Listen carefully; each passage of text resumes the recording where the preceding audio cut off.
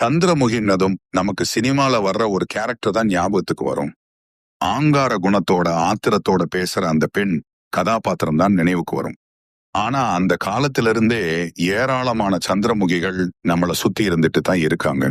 இவங்களோட மூதாதையர் ஒருத்தங்க புராண காலத்துல இருந்திருக்காங்க. இன்னைக்கு அந்த ஆதி சந்திரமுகிய பத்தி பார்ப்போமா?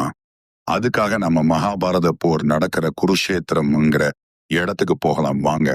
பீஷ்மர், இவருக்கு பிதாமகன், ஆதிகால அரசியல்வாதி, ராணுவ தளபதி, தலைமை ஆலோசகர்னு நிறைய பேர் இவருக்கு இருக்கு. இப்ப இருக்கிற ஸ்டைல்ல இவரை சொல்லணும்னா இவர் ஒரு முரட்டு சிங்கிள். இவரது ஒன்றுவிட்ட சகோதரர்கள் சித்ராங்கதன், விசித்திர வீர்பன் ஆகியோருக்கு மனம் முடிக்க அம்பிகா, அம்பாலிகா, அம்பை ஆகிய இளவரசிகளை பீஷ்மர் கடத்திட்டு வந்தார்.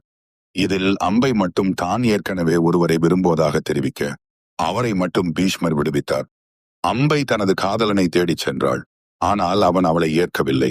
அதனால மறுபடியும் பீஷ்மரை தேடி வந்தாள். என் காதலனும் என்னை நிராகரித்து விட்டான். இப்போ என்னோட வீட்டுக்கும் செல்ல முடியாது. அதனால கடத்தி வந்த நீங்க தான் என்னை திருமணம் செய்து அடைக்கலம் தரணும்னு சொல்றாங்க. இதை கேட்ட பீஷ்மர், கடத்துறது மட்டும்தாம்மா என்னோட வேலை. திருமணங்கிறது வேற டிபார்ட்மெண்ட். அது எனக்கு செட் ஆகாது.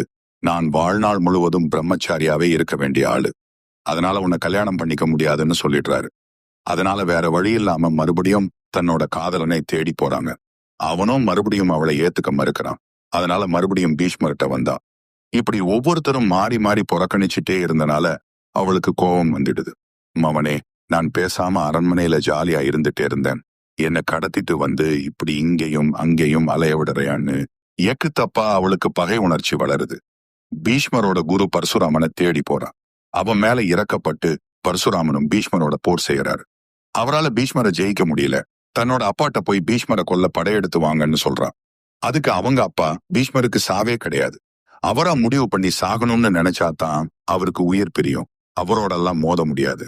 வேணும்னா நம்ம அரண்மனைக்கு வா, லிட்டில் பிரின்சஸ்ஸா ஜாலியா இருன்னு சொல்றாரு. ஆனா அம்பை அப்பவே பாதி சந்திரமுகியா மாறி இருந்தா. அதனால என்னங்கடா நினைச்சிட்டு இருக்கீங்க? ஒரு பொண்ணு இப்படி கிடந்து அல்லாடுறா, ஒருத்தரும் உதவி பண்ண மாட்டேங்கிறீங்கன்னு கதறா. பெண்களுக்கான உதவியன் திட்டமும் அந்த காலத்துல இல்ல. இருந்திருந்தா 181க்கு போன் பண்ணி பிரச்சனையை தீர்த்திருப்பா. பாவம் புராண காலத்துல பிறந்தனால அவளுக்கு அந்த வாய்ப்பும் கிடைக்கல. ஆணாதிக்கம் நிறைஞ்ச அந்த காலத்துல அவளோட நிலை ரொம்பவே பரிதாபமாக மாறிடுது. ஒரு கட்டத்துல அவ இந்த மனுஷ பயல்களை நம்பி பிரயோஜனம் இல்லை, கடவுள்கிட்டயே நியாயம் கேட்போம்னு முடிவெடுக்கிறான். சிவபெருமான நினைச்சு தவம் பண்ண ஆரம்பிக்கிறான். சிவபெருமான் பாக்குறார். அம்பை என்ன வரம் கேட்க போறான்னு அவரோட ஞான கண்ணுல தெரிஞ்சிடுது. பீஷ்மர் இச்சா மரண வரம் பெற்றவர்.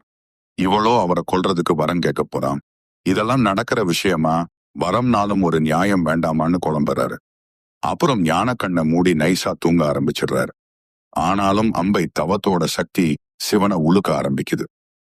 அதனால சிவன் அவன் முன்னாடி பிரசன்னமாகிறார். இவரை பார்த்த அம்பைக்கு கடவுளை பார்த்த சந்தோஷம் கூட வரல. பீஷ்மரை கொல்ல ஒரு வழி கிடைக்க போகுதுன்றதான் சந்தோஷப்படுறான். இத புரிஞ்சுகிட்ட சிவனும், மகளே, உன் தவத்தை மெச்சனும், உனக்கு என்ன வரம் வேண்டும்னு கேட்க நினைக்கிறாரு. இதை சொல்றதுக்காக மகளேன்னு ஆரம்பிக்கிறாரு. ஆனா அவர் அடுத்த வரி சொல்றதுக்குள்ள பீஷ்மரை கொல்ல வரம் தாங்கன்னு சொல்றான். இதை கேட்ட அம்மையாப்பனுக்கு அங்கமெல்லாம் சிலிர்க்குது. இதுவரைக்கும் தான் வரம் கொடுத்த வரலாற்றிலே இவ்வளவு வேகமா யாரும் வரம் கேட்டதே இல்லையே. கடவுள் வந்திருக்கேன், ஒரு மரியாதை கும்பிடாவது போட்டிருக்கலாம்னு வருத்தப்படுறார். அப்புறம் எல்லாம் புராண காலம். இந்த பிள்ளைக்கு இவ்வளவு அவசரம் கூடாதுன்னு தன்னைத்தானே தேத்திக்கிறாரு. அப்புறம் இந்த பிறவியோட நோக்கமே வேற. அதனால உன்னால அவரை கொல்ல முடியாது. அடுத்த பிறவியில தான் அவரை நீ வீழ்த்த முடியும்னு சொல்றாரு. இதை கேட்ட அந்த புராண காலத்து சந்திரமுகி அடுத்து என்ன சொல்ல போறாருன்னு கூட தெரியாம பக்கத்திலேயே தீ மூட்டி லபக்குன்னு அதுல குதிச்சு தற்கொலை பண்ணிக்கிறான். இது தெரியாத பிறைசூடன் வரம் கொடுக்கும் பாணியில் தொடர்ந்து கையை உயர்த்தி பிடித்தபடி, அடுத்த பிறவியில் நீ துருபதன் என்பவருக்கு மகளாக பிறப்பாய். அப்போது உன் பெயர் சிகண்டி. குருசேத்திரம் எனும் போர் நடக்கும் இடத்தில் பீஷ்மரை வீழ்த்தப் போவ நீதான் என்று நீளமாய் பேசிவிட்டு வரம் தந்த கையை கீழே இறக்கிவிட்டு சுற்றிலும் பார்க்கிறார். அம்பையை காணவில்லை. வரத்தை முழுதாய் சொல்லி முடிப்பதற்குள் எங்கே போனாள் இவள்? இப்படி ஒரு அவசர குடுக்கையை இதுவரை நான் பார்த்ததே இல்லை என்று கூறிவிட்டு மறைந்தார். அம்பைக்கு மிஞ்சி போனால் 20 வயது இருக்கும். எப்படியும் 80 வயது வரை வாழ ஆயுள் வாய்ப்புள்ளது.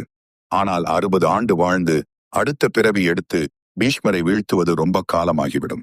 பீஷ்மரை சுடச் சுட பழி வாங்க வேண்டும் என்ற ஆத்திரத்திலேயே அவள் அல்ப வயதில் ஆயுளை முடித்துக் கொண்டாள். அடுத்த பிறவியில் சிகண்டியாக பிறப்பெடுத்தாள். போர் விதிகளின்படி பெண்கள், திருநங்கையர், நிராயுதபாணி, கர்ப்பிணி, குழந்தைகள், மாற்றுத்திறனாளிகள் போன்றோரை தாக்கக்கூடாது என்பது நெறிமுறை. மகாபாரத போர் தொடங்கியது. 10 நாள் போர் நடந்தும் துரியோதனது அணியை முழுவதும் தோற்கடிக்க முடியவில்லை. காரணம் பீஷ்மர். அந்த சூட்சுமதாரியின் வீரம் பஞ்ச பாண்டவர் அணியை கலங்கடிக்கிறது. சாரதியாக உள்ள கிருஷ்ணர் பார்க்கிறாரு. இது ஆவறதுக்கு இல்ல, விட்டா 2 குரூப்பும் சண்டை போட்டுட்டே இருப்பாங்க. இத முடிவுக்கு கொண்டு வரணும்னு நினைச்சு சிகண்டிய பீஷ்மரை நோக்கி போர் செய்ய அழைக்கிறார். பீஷ்மரும் ரொம்ப கேசுவலா வில்ல நான்ல பூட்டி ஒரு கண்ணை மூடி எதிரணிய குறி வைக்கிறார். அங்க பார்த்தா சிகண்டி நிக்கிறான். பீஷ்மருக்கு புரிஞ்சு போகுது. தன்னோட முடிவு நெருங்கிடுச்சுன்னு நினைக்கிறார்.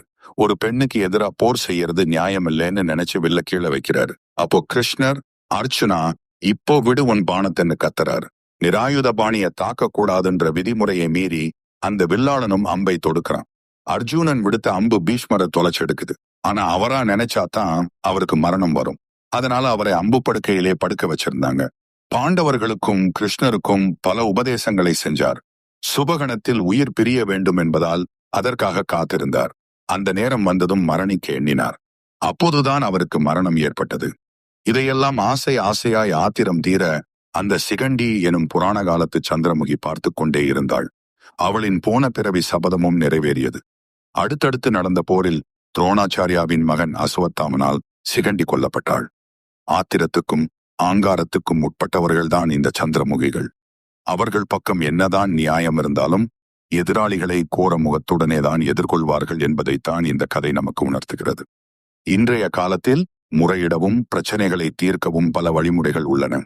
ஆகவே எந்த பிரச்சனை என்றாலும் ஆத்திரப்படாமல் சிறிது நேரம் அமைதியாக யோசித்து செயலாற்றினாலே நம் வாழ்வு வளம் பெறும். சந்திரமுகிகள் உருவாகவும் வேண்டாம், உருவாக்கவும் வேண்டாம். என்ன நண்பர்களே, ரொம்ப நாள் கழிச்சு புராண கதைக்குள்ள வந்திருக்கோம். இந்த கதை உங்களுக்கு பிடிச்சிருக்கா? பிடிச்சிருந்தா லைக் பண்ணுங்க, ஷேர் பண்ணுங்க. இதுவரைக்கும் சப்ஸ்கிரைப் பண்ணாதவங்க சப்ஸ்கிரைப் பண்ணுங்க. ஓகே, பாய்.